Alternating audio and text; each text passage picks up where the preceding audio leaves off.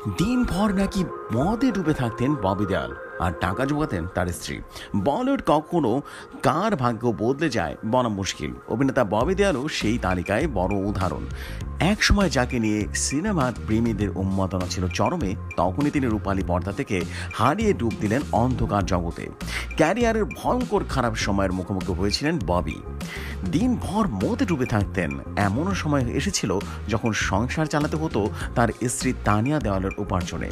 নিজের হতাশা ভুলতে নেশার দিকেও ঝুঁকেছিলেন এই অভিনেতা।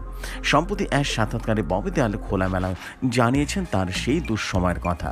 কাজের অভাবে তিনি ইন্ডাস্ট্রির লোকদের কাছ থেকে হাত বাড়াতে বাধ্য হয়েছিলেন। বিভিন্ন পরিচালকদের দরজায় কড়া নেড়েছিলেন, কিন্তু কেউ সেভাবে তার পাশে দাঁড়াননি।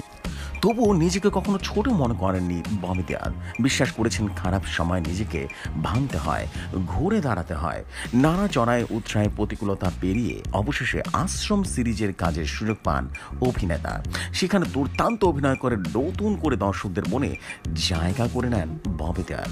এরপর অ্যানিমেলের দুর্দান্ত অভিনয় করে ববি দেওয়াল আবারও বলিউডে নিজের জায়গাটা পাকা করে নেন। বর্তমানে বেশ কিছু প্রজেক্টে কাজ করছেন এই অভিনেতা। আগামীতে নতুন কিছু সিনেমায় পুরনো সেই ববি দেওয়ালকেই দেখার অপেক্ষায় আছেন তাদের ভক্তরা। এমন সব নিত্য নতুন নিউজ পেতে রেডিও শহরের সাথেই থাকুন।